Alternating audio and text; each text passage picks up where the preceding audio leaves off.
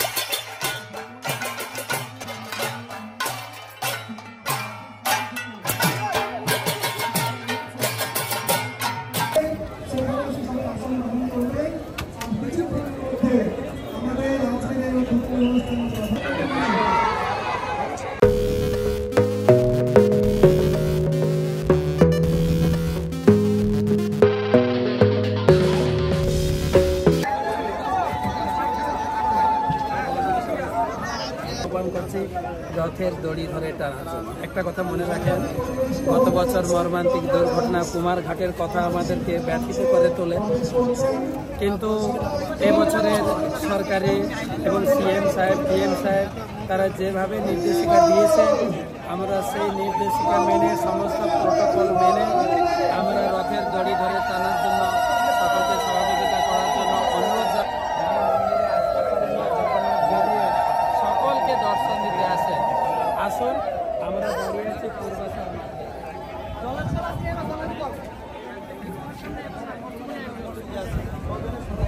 আগরতলায় পথ পরিক্রমা করে এখানে ফিরে আসবো। এখানেই 9 দিনের মেলা বসবে। সকাল 4:30টায় আমাদের থাকছে মঙ্গল আরতি, সিঙ্গার আরতি। তারপরে 10টা থেকে রয়েছে বাচ্চাদের শিশুদের পারমার্থিক প্রতিযোগিতা এবং পুরস্কার বিতরণী প্রত্যেক দিন। বিকাল 4টা থেকে রয়েছে বিনোদনমূলক স্টেজ প্রোগ্রাম, কালচারাল সাংস্কৃতিক অনুষ্ঠান, নাটক, সিনেমা, ভজন কীর্তন এবং সারা দিন ব্যাপী আমরা প্রসাদ বিতরণ। কৃষ্ণ কৃষ্ণ।